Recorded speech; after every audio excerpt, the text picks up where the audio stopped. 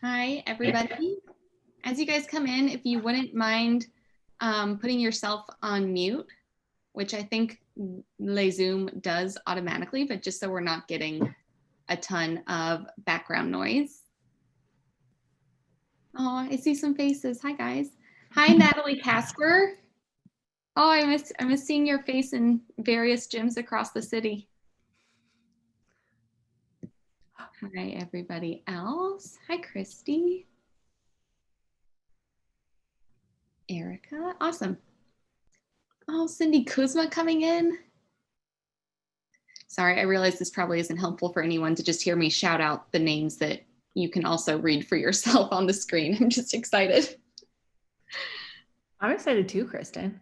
Ooh. All right, we're gonna give this until about 12:05 or so to give people time to get in and get situated. In the meantime, let's do the typical A Sweat Life thing where I tell you a little bit about us in case you are new to us and what we do. I'm Kristen. I'm the Chief Content Officer at A Sweat Life, which we like to say means that I handle all the words. Every now and then that also means that I do some special projects like this where we talk about the state of fitness and sort of draw bigger conclusions based on the data that we see from our readership and our audience. So we are in Chicago. You've got the rest of the team on the call too. You've got Gina, you've got Kelly and Marie. And we'll get started here in just a second. So in the meantime, what we like to do to Sweat Life, even virtually, even on Zoom, is to have everyone sort of make a connection with somebody else. So let's take a second and let's use the chat feature to sort of say hi, introduce yourself, say where you are at this moment. And our email this week was about like finding gratitude in unremarkable things. So let's say like something totally banal, totally mundane that you are like grateful for today, something really small and unexciting. And I'm going to reuse the one that I used in our email earlier, but my dog Phoebe, her hair is just at the perfect length right now, where it's like not so short that she looks like a total nerd, but not so long that she's getting knots everywhere. It's just like the perfect amount of fluff that I just want to constantly like squeeze my fingers in and give her snuggles. And there's a chance, because she's a dog and we work at home, that you guys will see her on this call at some point. Hi, Erica, our West Coast representative. I would also be grateful for sunshine. It's mildly sunny here in Chicago today, very windy.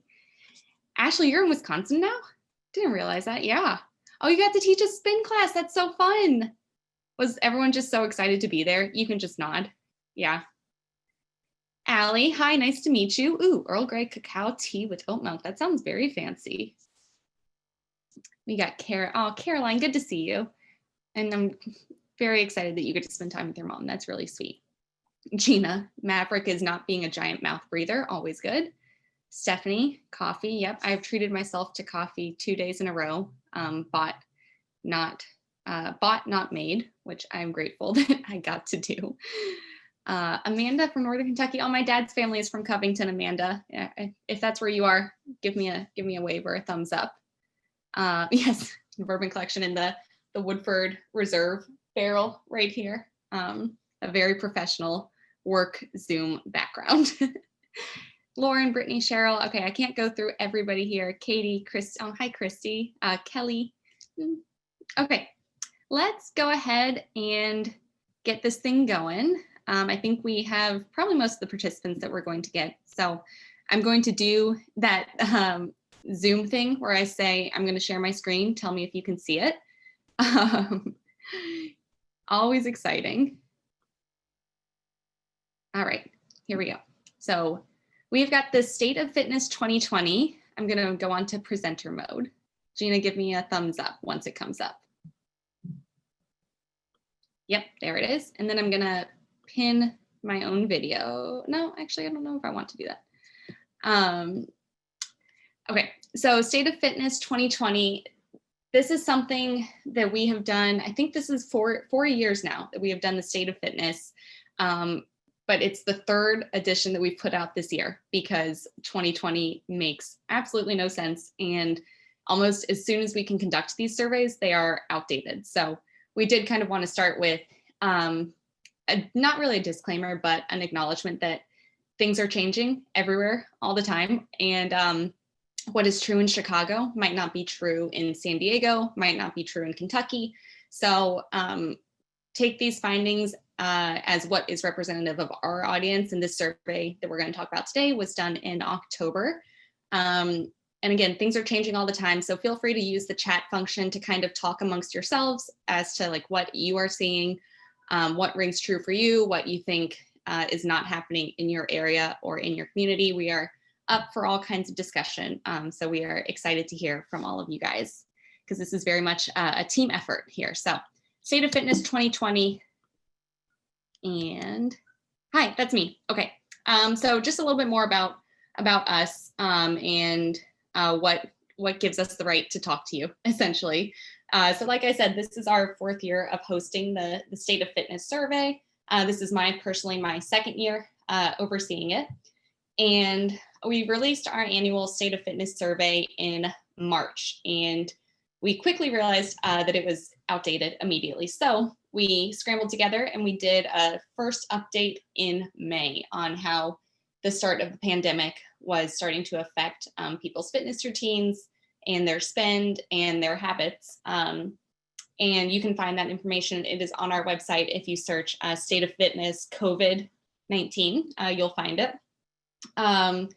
We found a few things that were interesting that I'll call out really quickly. That walking was way up in popularity, and you love to see it. Walking as both a social activity that feels relatively safe right now, and as a fitness activity that's encouraging people to add more movement to their day, especially when we are sitting at home working and need that extra motivation to get your butts up a little bit.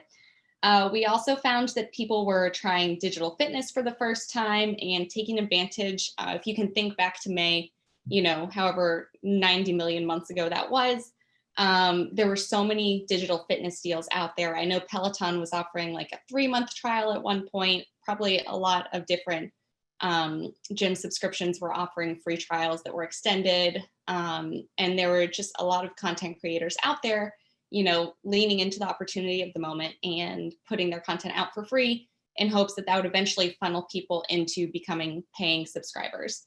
And finally, we found that a lot of people were really hopeful, right? Like we asked people about whether they would eventually return to a gym, and overwhelmingly people were like, yeah, we think it will happen this fall. Like we think this will hopefully nip itself in the bud, and we can get back to the gyms and the studios and the trainers we love, hopefully after the summer. So obviously, fast forward to now, and the virus is still very much a major part of our lives. If you're in the Chicago area, you have no doubt heard that they have recently changed like group fitness classes to not be allowed anymore. So a lot of gyms are scrambling with how to serve their clients and still, keep their heads above water and getting creative with interpreting the rules a little bit. So we thought it was a good time to do another update. And our goal in this particular case was to learn more about spending and how people are spending their money right now. And then also how their workout habits have continued to change since the start of the pandemic. And with different areas of the country, sort of easing back into the gym, we wanted to gauge whether our audience was comfortable heading back to the gym yet. If yes, what did they see? If no, why not? So that's all the kind of stuff that you're going to see previewed here. All right. Next up, just a quick update on who answered our survey. We had about over 500 respondents in about a 2-week span, mostly the 18 to 29 age range, females, average household income, a little bit north of 50,000, and mostly in the Chicagoland area, which is not surprising considering that's where we are. So the first data point that we are going to tackle here, the most popular workouts of the pandemic. Walking has stayed on top, and we saw a jump in indoor cycling. So starting at the left here, you'll see our results from our survey in January. The most popular pre-pandemic workouts were strength, yoga, HIIT, running, and cycling, with Pilates and bar kind of rounding out those spaces. And then in May, you see that shift around to make walking come up to the top. Everyone was walking. We also, when we did the update, we separated strength into body weight and with equipment because we acknowledged that a lot of people just don't have access to dumbbells, or maybe they didn't have resistance bands, or they, were on a 2-month waiting list for a Peloton, whatever. So we separated that out. So walking, body weight strength, strength with equipment, yoga and running still in the top 5. And then you start to see at the bottom HIIT as number 6 with about 43% in May, and then indoor cycling, 20%. And this becomes interesting in just a second. So from spring to fall in October, the top 5 sort of stayed the same in order. But we saw that equipment-based strength went up from about 53% in May to about 66% this fall, which is sort of in line with what we know about people starting to invest in their at-home fitness equipment, people just making that spend and probably recognizing that A, either they're not going to be back in the gym for a while, or B, they really like working out at home and they want to make it a habit, and they are getting the equipment that they need to make that a part of their routine. And we'll go into more about spend in a little bit. We also thought that indoor cycling jump, which was a 50% jump from 20% to now 30%. Not surprising, but still notable. There's a ton of love for Peloton right now. Obviously, I filled out my quarantine bingo card recently by purchasing one myself. And so I think people see that indoor cycling is just going to continue to rise with, the small footprint of the Peloton machine, or any other, if you buy your Schwinn, your Nordic Trek version, the Echelon, whatever, what have you. But even still, with just 30%, we still feel like there's a big opportunity for cycling companies to still grab more of the market share and enter more households. Okay, so going into spend. People are spending less than ever to work out, but they are spending more than they spent in May. So this graph shows the median spend per month from the years that we have been asking this in our survey. So you'll see in 2018, people were spending around $123 per month on fitness. And this includes, ClassPass, gym memberships, digital fitness subscriptions, anything. And our data had already showed that people were sort of trimming back that spend year over year. And in January, it was already the lowest that we had seen it in 3 years at about $100 per month. But at the start of COVID, it really plummeted down by about $55 a month. People were spending around $45 per month in May. However, we've seen in the time since then that people are spending a little bit more. It's back up to around $60. So what we sort of glean from that is that people have resumed some sort of recurring gym membership, whether it's in person, virtually, or that hybrid model of blending an in-person and a virtual or on-demand or streaming experience.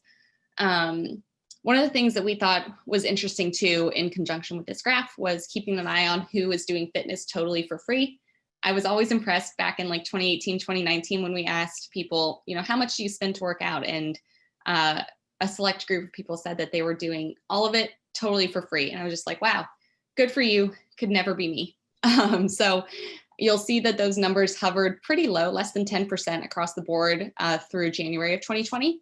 But up in May, that number rises really dramatically to almost 40%. So well over a third of our survey respondents, as a result of the pandemic, were doing their fitness totally for free. And, you can make a lot of assumptions from this. A lot of people probably froze their ClassPass, their gym memberships, and cut that spend out completely.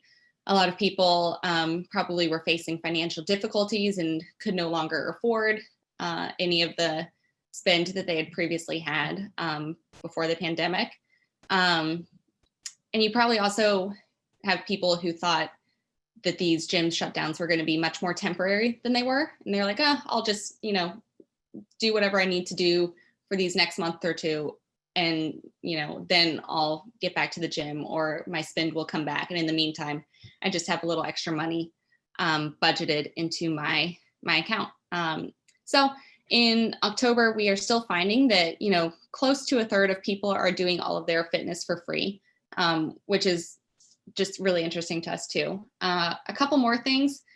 We're seeing right now that about 20% of our audience are spending $0 to $25 per month, which is still quite a low amount. And then 18% are spending $125 or more per month. So on the opposite end of that spectrum. So most people are falling somewhere in the middle, a lot of free, a lot of less than $25 per month.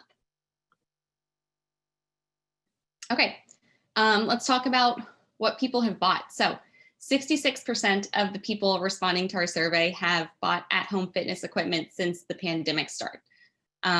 Going back to May, a little over half of our survey respondents had not yet bought any at-home fitness equipment since the start of the pandemic. And that could be due to, not having the budget for it at that time, or again, thinking that this was just going to be a much shorter thing than it has turned out to be so far. But as of October, 66% have purchased equipment of some sort, whether that's, the pack of resistance bands on Amazon or spending something much higher for a piece of at-home fitness equipment that's along the size of a tread or a bike or a rower. Of those that have made purchases, we found that about 32% have spent over $100, and then about 12% have spent over $1,500 on their home gym. So we're seeing that people are willing to make an investment and sort of set themselves up for success in the long run of doing fitness within their own house. So then we also wanted to know, well, even if you haven't spent that money yet, do you plan to spend it sometime soon? So we asked that question, and we found that about 22% plan to spend between $100 and $500 in the near future, and then 28% plan to invest $500 or more. So we're seeing that people are probably saving up and planning to get that bigger ticket item, like a piece of equipment, like a treadmill or a Peloton, a tonal, something really cool. So put those together, about 50% of the respondents plan to spend over $100 on their at-home fitness setup. Okay, so talking about digital fitness. I don't have the stats right on me right now, but before the pandemic, digital fitness was nowhere near as popular as it was now. And it was one of the things that we talked about in our January State of Fitness results, if you want to find those and search those results after this. But as soon as the pandemic started, we found that digital fitness usage has been around 85% of our audience. So in May, 86% of our survey respondents reported using digital fitness. And then in October, it was 84%. So the vast majority. What we are taking that to mean, the way that it stayed the same from May to October, we're thinking that that means that reopening gyms, offering outdoor classes, and other in-person options like the open gym concept that a lot of gyms are playing around with now, it's had a much more limited impact than maybe the fitness industry expected. At the same time, we saw that the apps like Peloton, Obey, Nike Training Club, and Active continued to stay on top. They were super popular. I want to say they stayed at about like 45% people of our respondents reported using them in both May and October. But what was interesting is that every other kind of digital fitness has experienced a drop since May. So Facebook and Instagram live workouts in May, 37% of users reported participating in them. Now it's more like 26%. YouTube for workouts, it went from 30% down to 20%. Using on-demand videos or live streaming workouts from a gym that you're already a member of, that usage went from 27.3% down to 19%. And fitness influencers that maybe you follow on social for their workouts went from 26% down just a little bit to about 23%. So of all of those, obviously they're all interesting for different reasons, but I think what is probably most relevant for this audience is the gym that you're already a member of, especially if you are on the studio or the corporate gym side. People are, reporting using those digital fitness experiences less from the gyms they're already a member of. So that's something to keep an eye on as gyms continue to explore this hybrid model that we are trying to work through.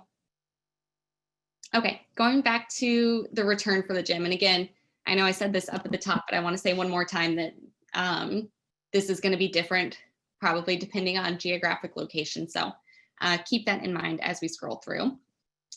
And 59% of our respondents have reported pausing or canceling their monthly gym memberships. In January, pre-pandemic, about 2/3 of our audience, almost 3/4, reported paying monthly for a gym membership or a service like ClassPass. But in May, with the pandemic hitting and being in place for a couple of months, 59% had canceled their memberships. However, about half of them planned to resume that gym membership eventually. Now, it's a little bit bleaker. Only about 25% say that they will eventually resume a physical gym membership, and 38% just don't know yet, don't feel like they have all of the information. So what we're interpreting from that is that the longer the pandemic lasts, the more uncertain fitness consumers are about safety, about the cost, how much it's worth to them, about the industry's stability, and whether they will be returning at all, which is unfortunately bad news for gyms overall. And we thought that ClassPass in particular is standing to suffer from a drawn out pandemic.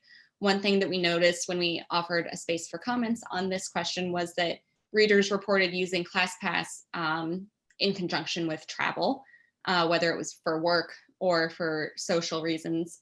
Many are canceling ClassPass because they are not going anywhere, and it was really easy for them to find gyms and studios to fit in a workout or work it into their trip as like a part of the unique local culture wherever they are. The other side of this is that we saw a lot of comments saying that our audience would rather support the gyms and studios directly than give their money to ClassPass. And over the years, there's been several articles about how much gyms get per class for different members on ClassPass, and whether it's worth it to be on the platform if you're a gym, or whether you're kind of forced into being on that platform to attract new customers. So a lot of interesting stuff there. We did think that was sort of a silver lining, seeing that people loved supporting their local studios and working with the trainers and the gym owners that they've come to have a personal relationship with. All right. In areas where restrictions have relaxed, we had about 38% of people say that they have since returned to a gym or a studio. And we just pulled out a couple of the comments that we thought were interesting here. The club is clean and other members are good about sanitizing equipment and wearing masks, but working out in the mask is a challenge. Yes, it is. And I will say that is something that has prevented me from going back to a studio, especially if I know it's going to be a cardio heavy day. So actually, I would love to use this as a chance to ask the audience in a chat if you guys have any recommendations for masks that you've used successfully for teaching or participating in fitness class. Drop those links. We need them right now. Someone else said that I feel safe, but the feeling of community isn't the same because people have to distance and don't talk as much. Also, there are a lot less people in the studio. Going off of this, I thought this was interesting too. And I've taught a couple of classes since all of this. And it definitely isn't the same sort of feeling of camaraderie as you used to have, and you used to get in sort of a crowded studio with the music turned up really loud. And, I think it is because people are distancing and they don't talk as much. There's also that weird element of like other people being scary right now, like you feel almost as if you're doing something wrong by talking to someone that maybe you don't know as well. There's no way to offer a fist bump safely right now. So yeah, definitely missing that feeling of community that we previously had in studio fitness, especially. Someone else said that my experience was very clean and planned in the studio. I felt comfortable and reassured that sanitation was taking place. You love to see it. Lots of ways that studios have gotten creative with adding in partitions between treadmills, setting up individual stations, incorporating those kind of Ghostbuster looking sanitation methods that look super fun to use. So happy for this person. Someone said, I felt totally safe. It feels cleaner than the grocery store. Amazing. Make a note not to go to your grocery store. And then someone else, it felt eerie and I didn't enjoy it much. I felt like I had to constantly be on guard with sanitizing or using equipment, or how much others did or did not keep their masks on more than usual. And the atmosphere just felt overall uncomfortable.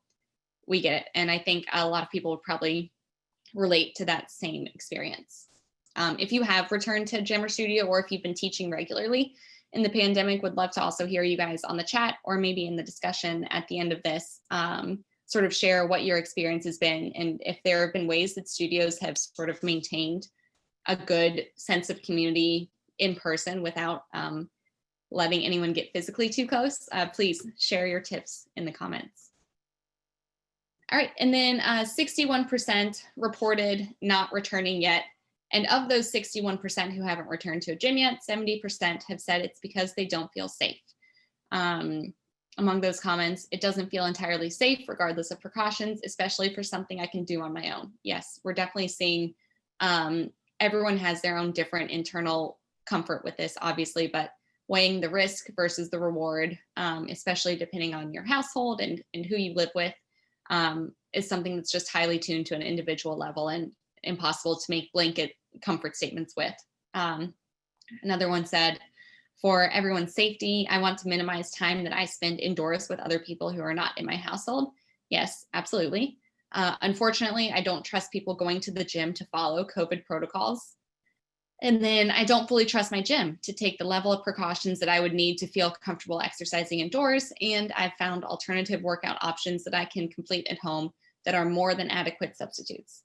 Aside from the safety issues, a lot of people reported that they enjoyed saving the time and money that they had previously spent on going to gyms. There's no commute. You can work on your own schedule, which I have to say I have really enjoyed since all this started. It blows my mind to think that I used to set alarms for 6 a.m. to work out. And now, I couldn't tell you the last time I set an alarm, and my workout time is between 8:30 and 9:30 every day. And it feels like a whole different life, that I had my life scheduled down to the minute to make sure that I fit my favorite workouts with my favorite instructors in. Also, sort of a silver lining, 34% reported that they found an at-home routine that they loved and that they could stick to. And in this regard, Peloton obviously got many, many shout outs. Okay, moving on to mental health, fitness, and the pandemic.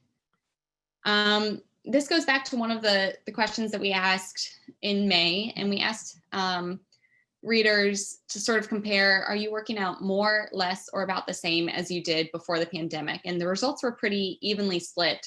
And then to the people who said they were spending less time working out than before the pandemic, we asked, okay, so what is filling up that time that you had previously been using for your workouts?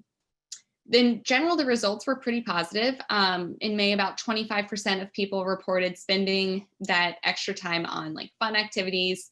20% reported devoting more time to working. And then a couple of honorable mentions, housekeeping, because it turns out when you cook every meal at home, cleaning up takes a lot of time. And then sleeping, which, we love to see it. Everyone should sleep 8 hours a night if that's what's right for you. So in October, we repeated that same question, and we overwhelmingly found that people are now spending the time that they had previously spent working out, working. 58% of people who said they were spending less time than ever working out said that time was now filled with working. So that could be due to a couple of things. It could be due to, companies just adapting better to an at-home setup and people getting more comfortable with, doing their job just like they did before the pandemic when they were back in an office. People could also, if they were, suffering in the job market, if they had been laid off or furloughed, what have you, October, it kind of suggests that maybe they had bounced back and found a new job or been rehired. What really caught our eye, though, was that in October, people have really started putting more effort into their mental health activities if that time was previously spent working out. So in May, only 7.5% of people reported spending time on mental health, and we had offered examples of this like therapy or meditation. And in the fall, that number has jumped to 19%. And I think one of the main things that could probably be talked about here is that everyone is incredibly stressed out, incredibly anxious. We are under a lot of tension and a lot of pressure, no matter what your job is, what your household situation is, what your family situation is.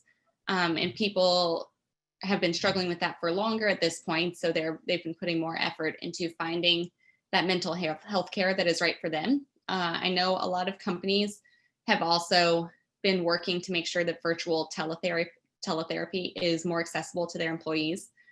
Companies like BetterHelp and Talkspace are all sort of leading the way for an a la carte virtual therapy memberships.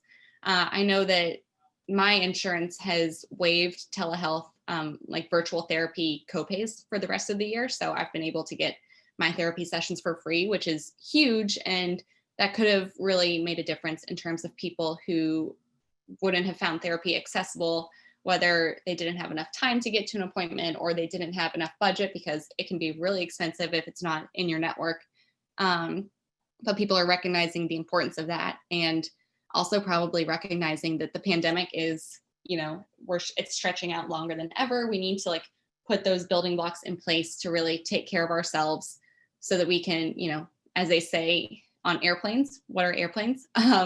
Put your oxygen mask on yourself before you can take care of others. So we're sad that everyone feels stressed out, but we're happy that, it seems like more people are reaching out to get the help they need or finding mental health care activities that work for them. So we do want to acknowledge that we had several write-in answers that sort of shared tales of being too anxious to work out or too depressed or not having the motivation to work out.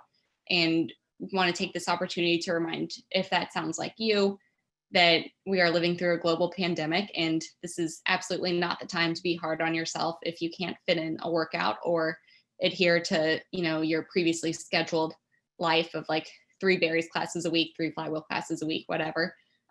This is the time that we can all be giving ourselves a little bit of grace, and taking it easy on yourself and not holding yourself up to your own higher standards. So take care of yourself first. All right, time to get out the crystal ball. This is our favorite part of every presentation, I think, that we do on the state of fitness. So we always like to ask for predictions about what the fitness industry is going to do post-COVID. So more tough times ahead for studios. We had a lot of people worried about their favorite smaller boutique fitness studios and seeing if this is the end of the bubble bursting. So one person says, small studios cannot exist. I think it's the end of a lot of boutique fitness. Digital content will continue to get better and more personal using machine learning. Most of my friends aren't going to a gym right now and appreciate the convenience of home workouts. Absolutely. The boutique fitness bubble has popped. Everyone will be selling their studios if they haven't already. I think some of the studio high-priced boutiques that only offer one type of workout may struggle. This is sad. And we hate that we're sharing this, especially because we know so many of you through our trainer community, and we have supported so many of you through different sweatworking events. So it just seems that consumers are kind of on the same page, and they're worried about what's next for the studios that they have built relationships with. Coming off of that, people are expecting to see more of a hybrid approach to fitness. I think people will stick to a hybrid schedule, some virtual memberships, outdoor events. Some will continue to use an indoor studio membership half the time. I think it will be very personal to each person's family views and level of comfort, or even their job situation. Absolutely. People will have a flexed approach between in-person and online. I think we will continue to see a hybrid approach to fitness. Many people likely doing a combination of lower impact at-home workouts in combination with a couple of higher intensity training sessions in a facility. So if you are on the studio side, you could consider this an expectation that consumers are going to have for their small studios. They do expect you guys to create that on-demand or that live streaming content and offer it in conjunction with an in-person membership.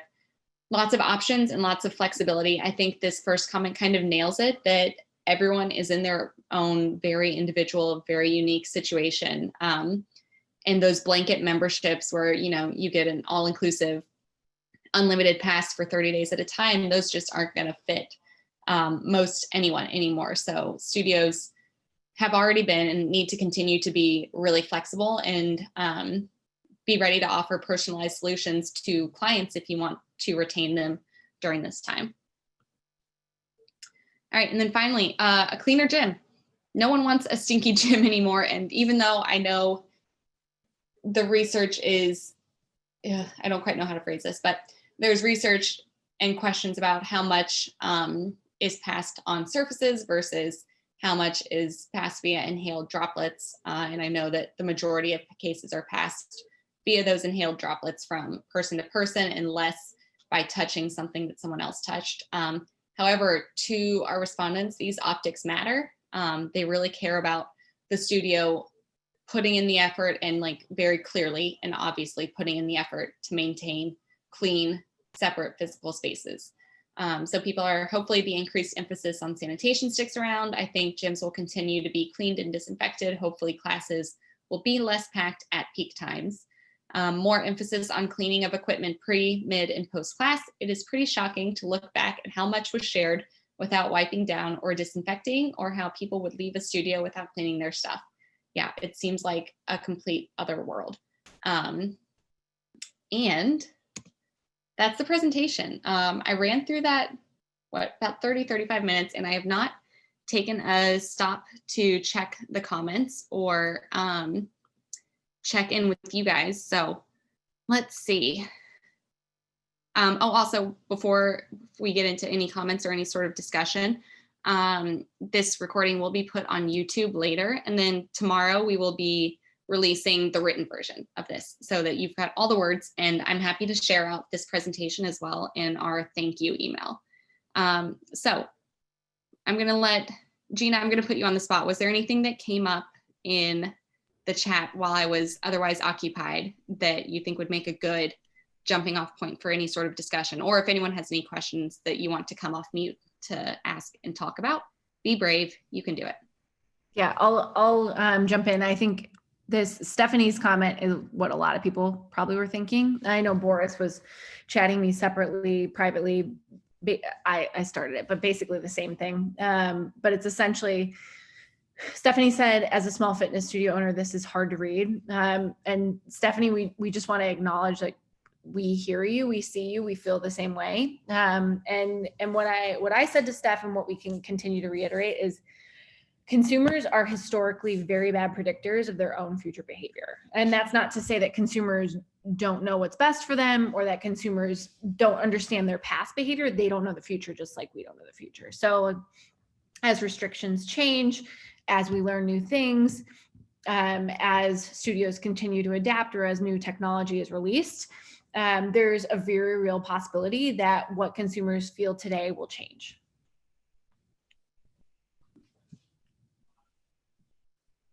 Sorry, I'm catching up on all the scrolling here. Yeah, we want to be empathetic, and one of the big pillars of a sweat life is supporting our trainer community. So to that extent, we make sure that through Kelly and through our community, that we're sort of trying to continue to give you workshops and ways to develop professionally, especially with the lens to this current situation right now. So I'd be curious to hear from anyone who's a small fitness owner right now, if there are any pivots that you have made, whether in Chicago or not. Laura, did you have something to say? I just saw this nifty hand raised feature. Please unmute and go. Oh, I just unmuted you, I think. No. There. Okay. So Laura. Here we go. Wait, can you see me, or is it?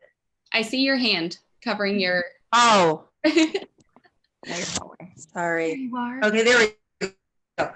So I just wanted to say, oh, wait. Hold on. Why is this weird? Okay, there we go. So I want to say that I first wanted to say that the gym that I go to, they were very clean pre-COVID, and they've been doing an excellent job. I mean, I think that this would be club specific, right? But I'm just going to speak for the gym that I go to. So I think Unfortunately, I heard in the survey, it's like these consumers were making like these blanket statements. I don't know. It just was like, whoa, wait, stop. Not all. Yeah, they've just been doing an excellent job. I think it was the first time I went in was the hardest, right? I was like, ah. But that being said, I try to go at times where it's not as busy. The second thing I wanted to say is the hybrid approach, I believe as well, will stick. There was a magazine either by Money or Fortune that came out in April and May. And these are not fitness people. These are people that just look at financial analytics only, that look at things as investors. And they said, yes, absolutely, positively, the gyms that will survive will have hybrid from now until the end of eternity.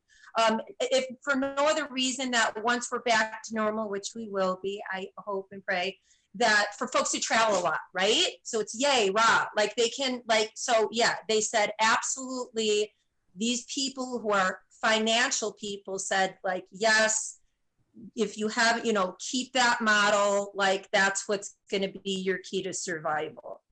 But I also want to say this, I would like to think, I don't want to go back to 1918, what happened in 1918 and then what happened in 1920, big boom, right? Roaring 20s, let's look back at that. So I believe that at some point, there's going to be, when this is over, like people, for goodness sake, people are going to want to be with other people. They're going to want to go out, to spend money, to have that energy that you can only get when you're with other people, not in your, right? So I just want to say that we're in what we're in right now. It's not going to be here forever. We have the brightest minds working on the vaccine. Maybe I'm a weird, optimist here. That's what I believe. That's what I want to say. I know it was long-winded. There was a lot there, but yeah. Well, I think that goes to what Kelsey had typed in the chat. She said that people miss human contact and connection, and that no at-home workout, even Peloton, can create that physical energy one feels working with others in real life. And Kelsey, do you want to expand on that at all, or is you said what you said? She's good. Good. Cheryl, I wanted to give this. So Cheryl had commented that she kept hearing the word community come up, often in the context of it being lost or more difficult to create in a digital context. And Cheryl, thank you for being our own personal hype woman, pointing out that we are pitching a South by Southwest panel on this topic. Gina, do you want to sort of give a quick plug for what we are hoping to do? Yeah, it's really interesting because I think the point that Laura brought up was exactly what we as well have been saying for years. Digital brick and mortar is the future of fitness. If you have a brick and mortar, you have to extend it digitally. It takes you out of your 2 square mile audience that has historically been the audience you can reach as a studio. That being said, what we pitched for South by Southwest is a panel called Here to Make Friends, how community can exist in the time of digital fitness. It's very much focused on how fitness studios are and have been our third place, the place we make friends, the place we gather. So how do we continue that feeling in this time and beyond? So we'll talk about that on the panel that will be totally digital during the all digital South by Southwest. I'll post a link to that because we need your votes and comments by tomorrow at end of day in order to get into the prestigious South by Southwest conference. Laura, did you have a follow-up?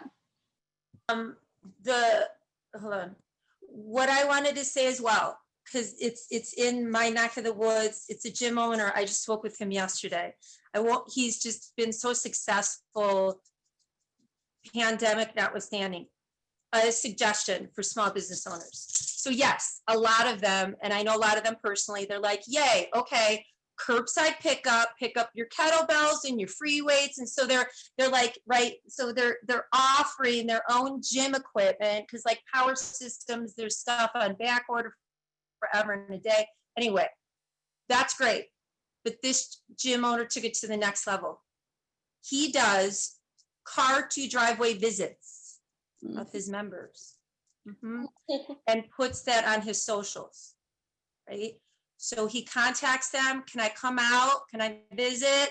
And he's from his car doing jumping jacks with his members, like in their driveway, or just coming to say hi. That's leveling up as a small business owner. That's leveling up. So that's not just curbside pickup, take our equipment, yay, rah, and that's great. A lot of small business owners are doing that, but that's that community. Yeah. Right. So he sees them in the driveway, and that for a gym member, that's huge. It's huge. Yeah. And Gina just posted a link. We had noticed from a bunch of gym owners in our orbit that at the start of the pandemic, they were, getting scrappy by renting out equipment to members, which is not something that we could fully account for in our survey, but we loved the innovation. We loved the way of feeling like, okay, you're both sort of like taking care of each other through that. So there are always ways to get creative, always ways to innovate and like maintain that one-on-one connection that can be so important, especially if you are a small business in a hyper-local community. Any other questions or comments or anything that you want to vent about or like just bounce off the rest of this community? I'm going to reach. Jump in with one comment. Yeah. From the, and then I'll shut up. But we saw Ashley McCullough jumped in with a thought that I think is really interesting. She talked about how people said they'd never do digital fitness. Actually, our data, I was posting this as Kristen was presenting, our data showed that 46% of people, and I might be getting that stat wrong, but it's close to that, in January never did digital fitness, and about 26% of people did digital fitness, but did it for free. So we're in a different world, and what that harkens is behavior change. Like behavior change is really, really hard, and we're in the midst of it. So however you can, be a part of the behavior change instead of working against it, because it's really hard to change behavior. So if it's happening in the world, it's something to pay attention to and to use that disruption to your advantage. Mm-hmm. Awesome. Okay, jumping, Cheryl, you're such a good participant. I love you. Another question on her mind, and Cheryl is a studio owner herself, so she's wondering for the group, with more instructors than ever choosing to teach independently and launch their own business, are studio owners thinking about talent retention differently? I am not a studio owner, so I cannot answer this, but I can offer a couple of riffs. Just, with more instructors choosing to teach independently, a lot of that is probably you see the money going directly into your pocket. And on the flip side, now is probably not a time where studio owners can afford to give raises. So I wonder if studios are thinking, Indie Fit, sorry, Cheryl. I was confusing you with Sherry Bird, I think. But thinking about talent retention in benefits that aren't just monetary, right? And I wonder if it goes back to that sort of sense of community that Laura was talking about, if there are ways that any studio owners have made their trainers feel especially special, especially appreciated. Would love to hear if you guys have experienced that yourselves, or if this is something that has been coming up at your studio, if you've seen sort of an exit for the independent life. So I will pause for reaction there, and recognize that probably not everyone has the answers here too. Yeah, it's about feeling valued right now, and especially I think feeling a sense of empathy with your boss or with the owner that, they understand your circumstances right now, and they're willing to sort of meet you where you are in terms of, maybe a slightly different work schedule, or only teaching virtually right now rather than being on demand in a studio, offering those options so that you can still, teach your classes, but maybe not necessarily have to be in a certain physical location, because we all need that flexibility right now. Gina, do you have any thoughts here? You're usually good on the spot. Allowed to be put on the spot. Well, I think a lot of fitness instructors are part-time, just like Alexis just jumped in with. So I think there's more room to be flexible, but on the flip side, there are a lot of people who've dedicated their lives to teaching fitness. So those folks have like a little more peril at this moment of change. So I think it's just a moment for real, candid, transparent conversations about money. Like where is the business as a whole? We at A Sweat Life have had these conversations for months. Like, where is the business as a whole? Where are your priorities? How does everybody fit in? And where is the money coming from and flowing? So it's an interesting time to even have a conversation with your part-time people versus your full-time people and say, like, is this a good time for you to take a break so that we can support our full-time people and vice versa? Stephanie says that her staff is all part-time at Through the Body. They see teaching as their outlet during these stressful times. Love that. I can definitely sort of relate a little bit. I said at the start of this that I've been a part-time fitness instructor and I've taken a huge step back during all of this. And every time I am about to teach a class, I get kind of worked up in my head. I'm like, oh, this is such a hassle. You know, I have to actually leave my apartment. I have to, you know, unlock the doors, do the music, set up the room, and all of this to like see people who may get me sick, candidly, but I always leave like 10 times higher, like so much happier. Like that personal connection is something that we all really miss right now. And I can definitely see where like a lot of people would find that as their outlet. Ronnie brought up an interesting question. Hi, Ronnie. It's so nice to have you here. Saying that she's a spin instructor who hasn't taught a class since COVID because she doesn't feel that she would be safe at her gyms. She's worried about being rehired once things are back to normal. And if any gym owners have thoughts on whether or not that will be a problem, feel free to respond to Ronnie directly. Personally, I think the most hopeful side of me wants to agree with Laura, like that we'll see a boom in people coming back to group fitness once there's a way to do it safely and hopefully once a vaccine is approved. So there could be more slots than ever. And I would hope that rehiring would not be a problem, especially if you've had a good relationship with the business owners, personally. Yeah, sorry, I'm reading all of these now. Oops, Melissa's comment, Melissa Ruiz, about the flip side of understanding is the hunker down mentality from owners. I know a lot of owners that are telling their staff to help push the wagon or get off. So it seems like you're saying that like they want a more regular commitment from their staff, even if they're part-time.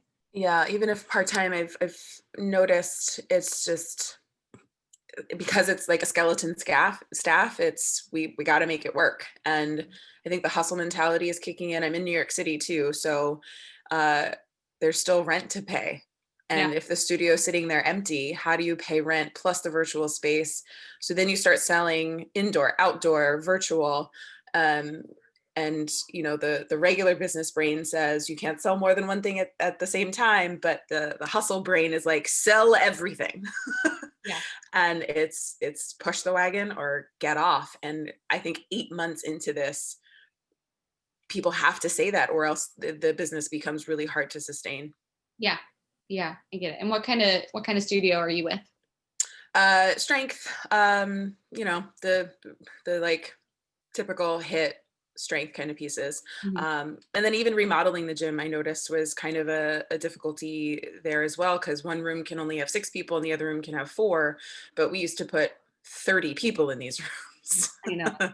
And you're like, okay, 30 times the price for each person is very different from 4 times the price for each person. And that's frustrating too. And the best owners won't let that trickle down to the staff, but will also be transparent in here's what we need to move forward. And I think that just gets hard, and because life is happening as well, in addition to those work stressors.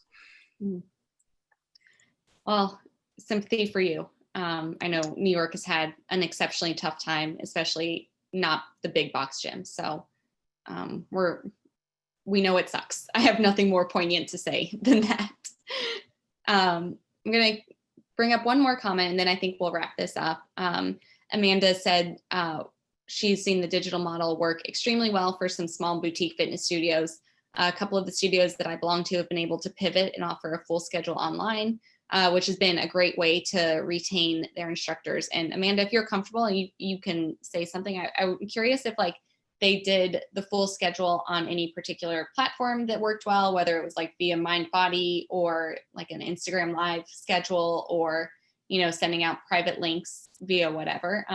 If you want to type that in the comments, I'd be curious if you want to come off mute. You're welcome to, or if anyone else seen something. Yes. Oh, I hear an Amanda. I've seen the most successful interpretation on Zoom. I think part of the reasoning behind it was, you know, for work, everybody is on Zoom, and it's just an easy, you know, if people are already using it, just jump on that bandwagon and use it to your advantage.